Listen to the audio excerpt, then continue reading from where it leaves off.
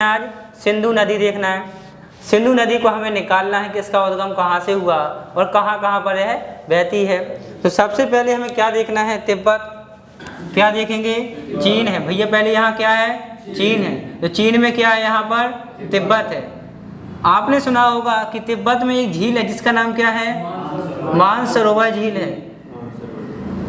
लगभग सभी लोग क्या बोलते हैं कि मानसरोवर झील से किसका उद्गम हुआ है, सिंधु नदी का, यही बोलते हैं। लेकिन मानसरोवर झील से ना होकर मानसरोवर झील के पास एक ग्लेशियर है। क्या है, ग्लेशियर है जिसका नाम है बोखर-चू ग्लेशियर।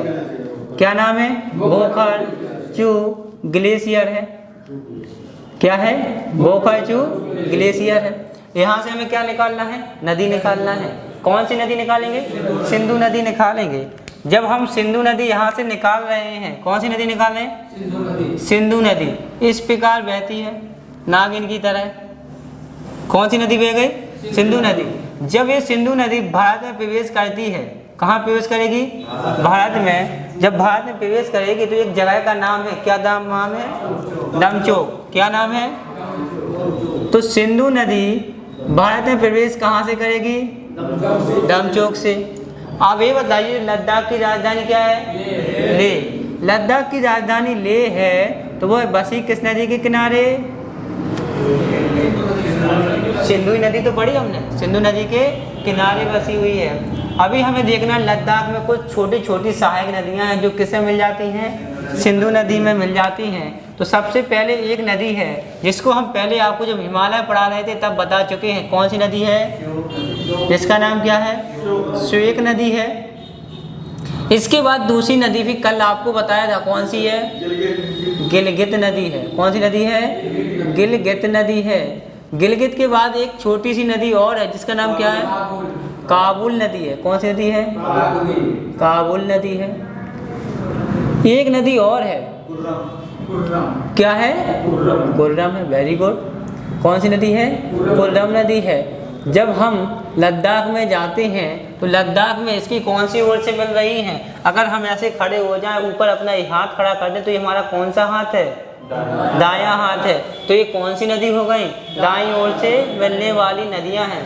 कौन सी नदियां हो गई, दाईं ओर से मिलने वाली नदियां हैं। दाईं ओर से किस में मिल रही हैं, सिंधु में मिल रही हैं। तो क्वेश्चन आ जाए, निम्न में से कौन सी सिंधु की दाईं ओर की नदी नहीं है। तो पहले आपको ये ज्ञात होना चाहिए कौन कौन सी हैं। तो पहली कौन सी है, फिर कोल्लम।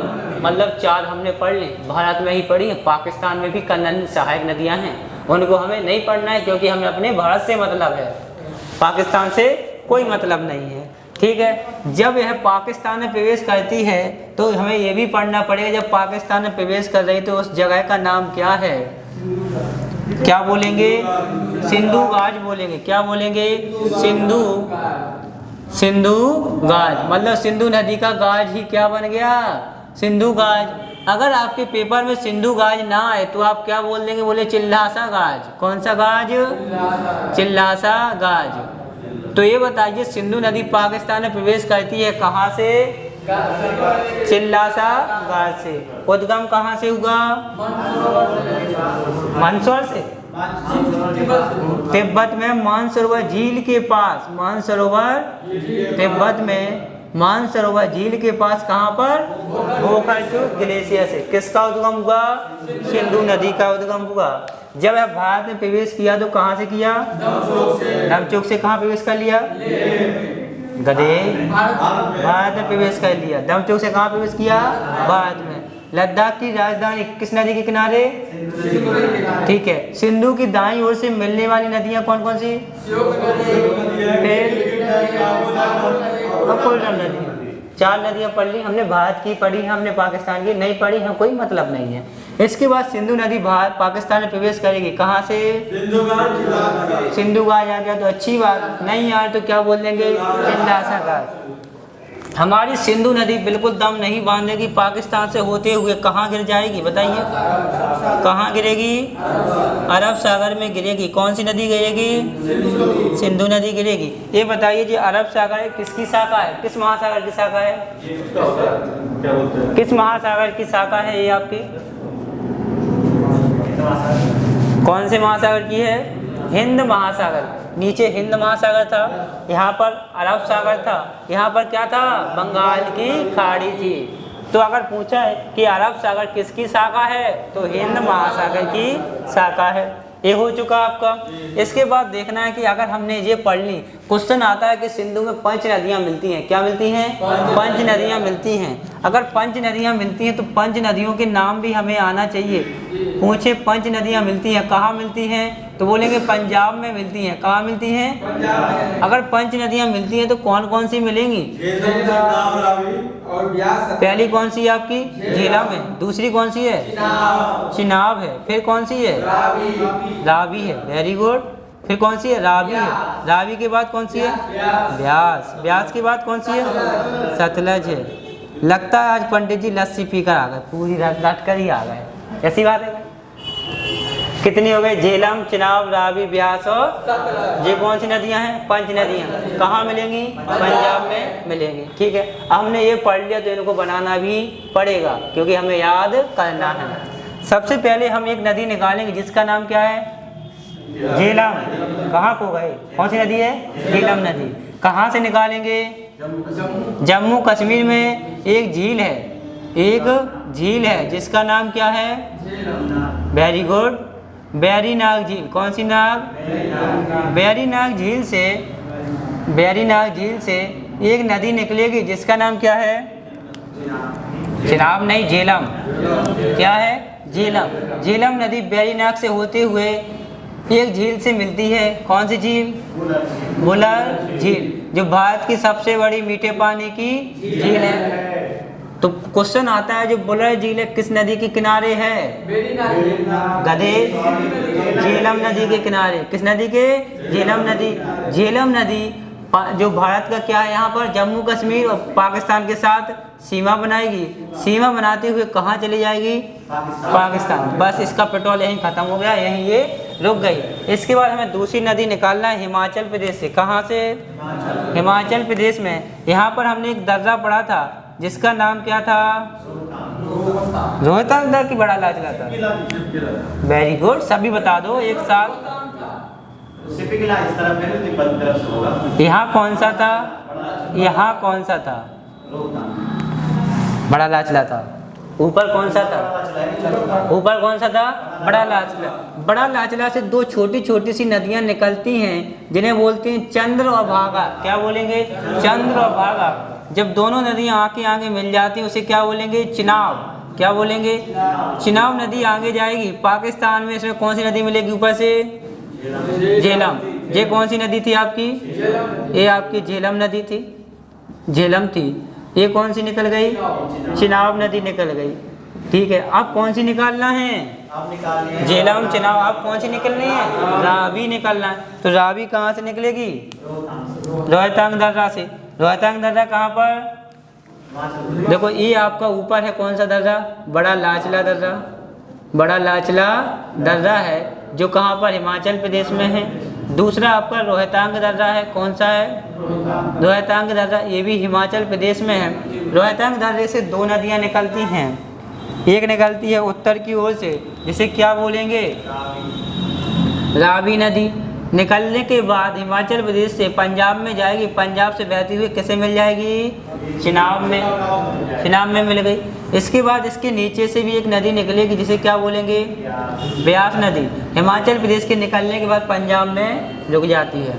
पहली चिनाब थी, दूसरी कौन सी थी? झेलम, चिनाब, रावी। रावी के बाद कौन सी निकली? ब्यास। ब्यास आके कहाँ रुक गई? पंजाब में। ठीक है, अभी हम तिब्बत के मानसरोवर झील के पास बोकाचू ग्लेशियर से हमने कौन सी नदी निकाली थी? सिंधु नदी निकाली थी। अब हमें एक सतलज नदी निकालना है। वो कहाँ से निकलेगी? मतलब मानसरोवर झील के पास ही एक क्या है?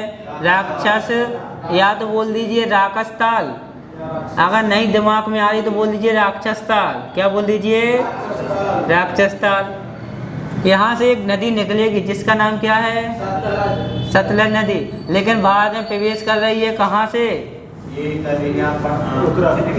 हिमाचल प्रदेश में एक दर्रा है जिसका नाम क्या है? शिवकिला दर्रा। यहाँ से कहाँ प्रवेश कर गई, भारत में प्रवेश कर गई। ठीक है, हिमाचल प्रदेश के बाद पंजाब में गई। पंजाब में इसकी एक छोटी बहन रुकी हुई थी जिसका नाम क्या था, ब्यास। इसके बाद यहाँ पर एक नदी ब्यास और सतलज मिल गई। इसको यहीं छोड़कर हम आगे जा रहे हैं। सतलज नदी से फिर ऊपर से चिनाब नदी आ रही थी, ये मिल गई। चिनाब नदी जाएगी आगे बहती हुई, किसे मिलेगी, सिंधु नदी में। लेकिन कहाँ मिलेगी, कहाँ पर मिलेगी, पाकिस्तान के मीठनकोट में। कौन सी नदी मिलेगी, सिंधु और सतलज मिलेगी। या तो सीधा आ जाएगा पंच नदियाँ कहाँ मिलती हैं, तो कहाँ मिलेंगी, मीठनकोट है। पंच नदियाँ क्यों, क्योंकि इसी में 5 नदियों का जल आ रहा है। अभी हम यहाँ पर दोनों नदियों का संगम छोड़कर आए थे। ठीक है, इन दोनों नदियों के संगम पर एक बांध बनाया गया था। क्या बनाया गया था, एक बांध बनाया गया था। क्या बनाया गया था, बांध, जिसका नाम क्या था, हरि के बैराज। हरि के बैराज बांध। हरि के बैराज से एक नहर निकाली गई। क्या निकाली गई, नहर निकाली गई। ये आपकी नहर है, नदी नहीं है। ये क्या है, आपकी नहर है। ये आपकी नहर है। जब ये नहर निकाली गई तो इस नहर का निर्माण किसने करवाया था, किसने, कब करवाया था, इस नहर का निर्माण 1927 में। 1927 में बीकानेर के महाराजा, बीकानेर के महाराजा कौन थे, गंग सिंह थे। कौन थे, गंग सिंह। इन्होंने इस नहर का निर्माण करवाया और इसका नाम क्या रख दिया, गंग नहर। क्या रख दिया, गंग नहर। लेकिन 1984 में इसका नाम क्या हो गया, परिवर्तित हो गया। नाम परिवर्तित हो, क्या रख दिया गया, इंदिरा सागर। क्या रखा गया, इंदिरा सागर। इंदिरा सागर नहर नाम रख दिया गया। इंदिरा सागर नहर को भारत की सबसे लंबी नहर है। क्या है, भारत की सबसे लंबी क्या है, नहर। अगर सबसे लंबी नहर है तो भैया बताइए कितने किलोमीटर है, कितनी है, 649। अगर नहीं याद हो तो क्या बोल देंगे, 650 में 1 रुपया कम है। ठीक है, अगर ये 649 किलोमीटर है तो अच्छी बात है। लेकिन इसे राजस्थान में दूसरी क्या बोलेंगे, राजस्थान की मरुगंगा। क्वेश्चन आता है, राजस्थान की मरुगंगा किसे कहते हैं, इंदिरा सागर नहर को। राजस्थान की मरुगंगा किसे कहेंगे, इंदिरा सागर नहर को कहेंगे, जो कहाँ पर है, राजस्थान में है। ठीक है जी, हमारी नहर यहाँ ख़त्म हो गई। नदियाँ हम पढ़ रहे थे। कौन सी नदी पढ़ ली हमने, सिंधु नदी पढ़ ली। सिंधु नदी का उद्गम कहाँ से किया, तो हमने चीन के तिब्बत में स्थित मानसरोवर झील के पास क्या है, बोखलचू ग्लेशियर है। बोखलचू ग्लेशियर जब भारत में प्रवेश करती है तो कहाँ से करती है, ठीक है, जब यह ऊपर जाती है तो लद्दाख की राजधानी लेह किस नदी के किनारे, ठीक है। हमारी सिंधु नदी में दाईं ओर से मिलने वाली नदियाँ कौन कौन सी हैं, और कोल्लम नदी। ये नदी हमारी हो चुकी। इसके बाद जब सिंधु नदी पाकिस्तान में प्रवेश करती है तो उसे क्या बोलेंगे, क्या बोलेंगे, चिल्लासा गाज बोलेंगे। इसके बाद ये नदी बहुत तेजी से कहाँ जाके गिरी, अरब सागर में गिरी। ये तो गिर गई। लेकिन कुछ नदियाँ हमारे भारत से भी इसमें मिलती हैं। पहली वेरीनाग झील है, कहाँ पर है, जम्मू कश्मीर में। जम्मू कश्मीर हमने कुछ और झीलें भी पढ़ी थी। कौन कौन सी पढ़ी, पहली थी बुलर झील, डल झील, शेषनाग झील, मानसबल झील और अनंत सागर झील। फिर तुम गलत करवा देते, कुछ भी करवाते रहते हो। पहली कौन सी, वेरीनाग झील, शेषनाग झील, बुलर झील और डल झील। कहाँ पर हैं, जम्मू कश्मीर में है। जब वेरीनाग से झेलम नदी निकली तो कहाँ पहुँची, बुलर झील से मिली। बुलर, एक चीज़ भूल गए, जम्मू कश्मीर की राजधानी क्या है, श्रीनगर। तो श्रीनगर किस नदी के किनारे बसा हुआ है, गधे, किस नदी के किनारे, झेलम नदी के किनारे। कौन सा, श्रीनगर। किसकी राजधानी? जम्मू कश्मीर की राजधानी। जब झेलम नदी आती है तो किससे मिलेगी? चिनाब से। जब भैया चिनाब से मिल ही रही तो चिनाब का उद्गम बताइए कहाँ पर? हिमाचल प्रदेश में बड़ा लाचला दर्रा है। बड़ा लाचला दर्रा से दो नदियाँ निकलती हैं, एक है चंद्र और एक है भागा। दोनों मिलकर क्या बनाएंगे? चिनाब नदी। चिनाब नदी बहुत गुस्सा से बहती हुए पाकिस्तान में चली जाती है। इसको भी यहीं रोक कर हम फिर अब हिमाचल प्रदेश में आ जाते हैं। हिमाचल प्रदेश में हम देखते हैं कि रोहतांग दर्रा है। रोहतांग दर्रे के उत्तर से एक नदी निकलती है जिसे रावी नदी बोलते हैं। क्या बोलते हैं? रावी नदी। रावी नदी भी कहाँ जाके किसे मिल गई? पाकिस्तान में जाकर चिनाब से मिल गई। इसके बाद हमने एक नदी निकाली, इसे बोला ब्यास नदी। क्या बोला? ब्यास नदी। ब्यास नदी कहाँ से निकलती है? रोहतांग दर्रे से, लेकिन है कहाँ पर? हिमाचल प्रदेश में। हिमाचल प्रदेश में कितने दर्रे पढ़े थे हमने? 3। पहला कौन सा? रोहतांग, बड़ा लाचला, छिपकला। नहीं याद हो तो क्या बोलेंगे? बड़ी छिपकली रोती है। बड़ी से बड़ी बड़ा लाचला, रोती से रोहतांग और छिपकली से छिपकला दर्रा। कहाँ पर है? हिमाचल प्रदेश में। क्या हो गया पंडित जी? ठीक है, ठीक है। ब्यास नदी हो गई। ब्यास नदी कहाँ से निकली? रोहतांग से। आके कहाँ रुक गई? पंजाब में। कहाँ रुक गई? पंजाब में रुक गई। ठीक है, क्योंकि इसमें पेट्रोल इतना ही डाला गया था। इसके बाद हमारे तिब्बत के मानसरोवर झील के पास एक राक्षस ताल झील है। क्या है? राक्षस ताल झील है। यहाँ से एक नदी निकाली जिसका नाम क्या है? सतलज नदी है। सतलज नदी भारत में प्रवेश करती है कहाँ से? कहाँ से करेगी? शिवकिला दर्रे से, जो है कहाँ पर? हिमाचल प्रदेश में। प्रवेश करने के बाद हिमाचल प्रदेश के बाद पंजाब में जाती है। कहाँ जाती है? पंजाब में जाती है। तो पंजाब में जो ब्यास नदी है वो इससे मिल जाती है। इन दोनों के संगम पर एक बांध बना जिसका नाम क्या था? हरि के बैराज। हरि के बैराज बांध। हरि के बैराज बांध। यहाँ से एक नहर निकाली गई जिसका निर्माण 1927 में किसने करवाया? बीकानेर के महाराजा गंग सिंह ने। जब गंग सिंह ने निर्माण करवाया तो पहले ज़माने में जो राजा करवाते थे अपने नाम पर ही रखते थे। तो जब उन्होंने निर्माण गंग सिंह ने करवाया तो नाम भी क्या रख दिया? गंग नहर रख दिया। इसके बाद 1984 में इसका नाम परिवर्तित किया गया, जिसे क्या बोला? इंदिरा सागर नहर बोला, जो भारत की सबसे लंबी नहर है। अगर सबसे लंबी नहर है तो कितने किलोमीटर? 649 किलोमीटर है। इसे राजस्थानी क्या कहते हैं? मरुगंगा कहते हैं। इसके बाद ये पांचों नदियां एक साथ मिल जाती हैं। बहुत भयंकर जल लेकर पाकिस्तानी कहाँ मिल जाती हैं? मिठनकोट में। यहाँ तक हमने नदियों का मैप पढ़ लिया। याद हुआ कि नहीं? नहीं हुआ? लगभग हो गया। अभी हम पूछ रहे हैं, डंडा का इस्तेमाल कर रहे हैं। होशियार सिंह क्लास में आने वाले हैं। ये बताइए झेलम नदी का पुराना नाम क्या बताया था? क्या बताया था? वितस्ता। क्या बताया था? ये इसका क्या है? प्राचीन नाम।